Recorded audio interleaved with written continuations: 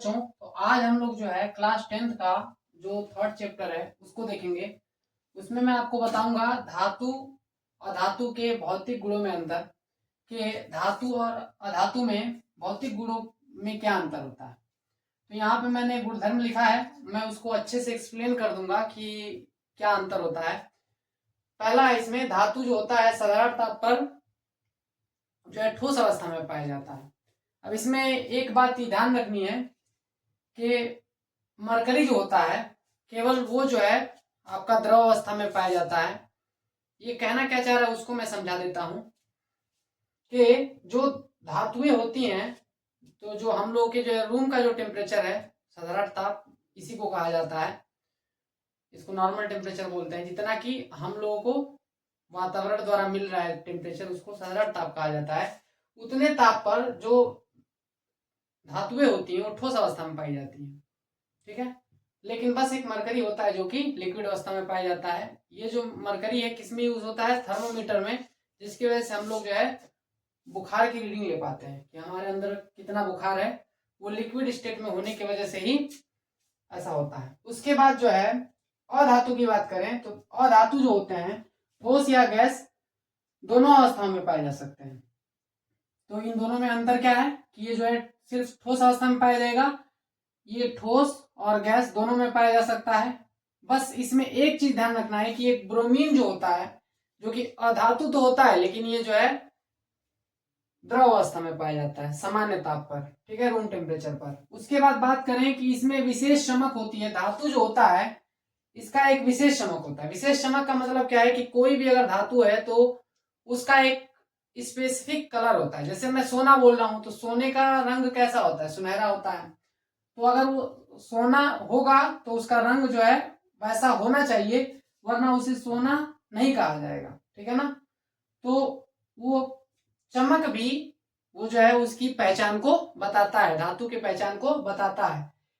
लेकिन अगर बात करें अधातु की, तो अधातु में जो है चमक हो सकती है लेकिन कोई विशेष चमक नहीं होगी, ठीक है। उसके बाद बात करें कि आप लोग का जो अगला कि धातुओं का जो होता है आपेक्षिक घनत्व, मतलब पानी के मुकाबले उनका जो घनत्व होता है वो क्या होता है?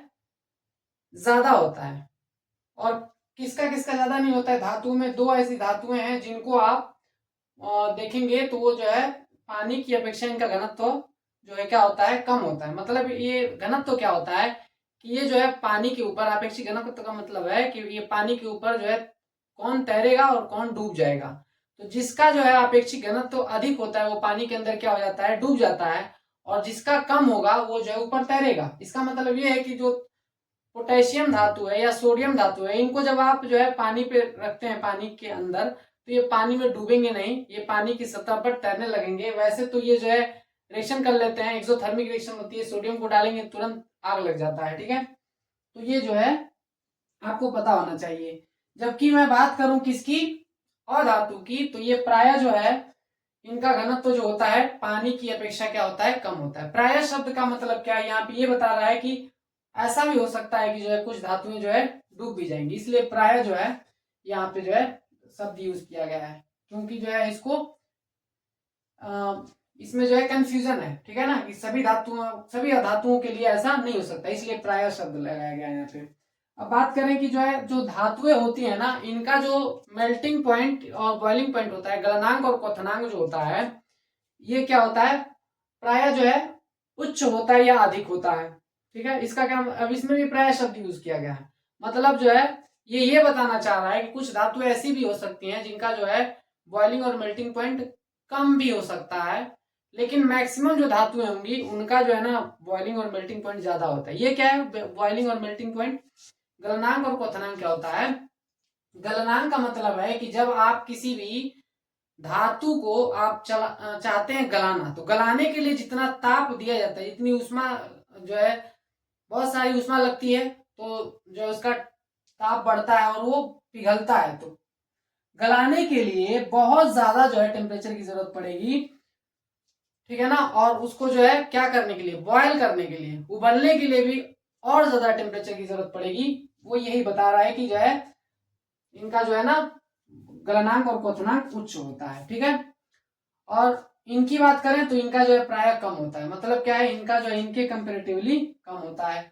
अब इसमें मैंने बोला ना, प्राय शब्द का मतलब है कि यहाँ पे कुछ ऐसे भी एक्सेप्शंस भी मिल सकते हैं, इसलिए यहाँ पे बताया गया है। उसके बाद जो है पांचवा जो अंतर है वो ये है कि इसमें विशेष प्रकार की ध्वनि उत्पन्न होती है। जब आप इसे पीटते हैं तो आप देखते हैं कि एक विशेष तरह का जो है साउंड क्रिएट होता है। जैसे लोहे को पीटेंगे तो लोहे की जो है साउंड अलग होगी, ठीक है, स्टील को पीटेंगे तो उसका साउंड अलग होगा, जबकि इसमें जो है कोई विशेष ध्वनि नहीं होती है। ठीक है, तो मुझे उम्मीद है कि आपको ये अंतर समझ में आया होगा। अगर आपको इसमें कोई डाउट है तो आप कमेंट में लिख सकते हैं, और अगर मेरी वीडियो अच्छी लग रही है तो मेरी वीडियो को लाइक करिए, शेयर करिए और मेरे चैनल को सब्सक्राइब करिए। Thank you.